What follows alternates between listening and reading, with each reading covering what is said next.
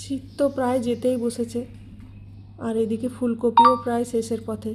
আর টাটকা ফুলকপি সেরকমভাবে পাওয়া যাবে না। অনেক দিন ধরে আবদার ছিল ফুলকপির পরোটা বানানোর জন্য, কিন্তু সারাটা শীতে একবারও আমার বানানো হয়নি। তাই ভাবলাম যেহেতু টাটকা ফুলকপি বাড়িতে এনেছে, তো আজকেই বানিয়ে দেওয়া যাক ফুলকপির পরোটা। ফুলকপির পরোটাটা বানানোর জন্য প্রথমে ফুলকপিটা গ্রেট করে নিয়েছিলাম ভালো করে, তার সাথে কিছুটা আদাও গ্রেট করেছিলাম। এরপর কড়াইতে সর্ষের তেল দিয়ে গ্রেট করা ফুলকপি আদা দিয়ে ভালো করে ভেজে নুন হলুদ চিনি পরিমাণ মতো দিয়েছিলাম, সাথে কিছুটা সেদ্ধ আলু দিয়েছিলাম বাইন্ডিংয়ের জন্য, আর ওপর থেকে ধনেপাতা কুচি ছড়িয়ে নামিয়ে নিয়েছিলাম। আর কোনো মশলার এখানে ইউজ করিনি।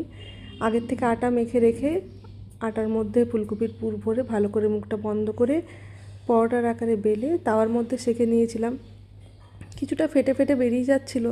পরোটা খুব একটা ভালো আমি বানাতে পারি না, কিন্তু খেতে দুর্দান্ত হয়েছিল এইটুকু বলতে পারি। এর সাথে একটা চাটনি রেখেছিলাম, টমেটো পেঁয়াজ আদা রসুন ধনেপাতা দিয়ে। এই চাটনিটা দিয়েছিলাম, পরোটা দিয়েছিলাম, সাথে একটা মিষ্টি আর 1 বোতল জল।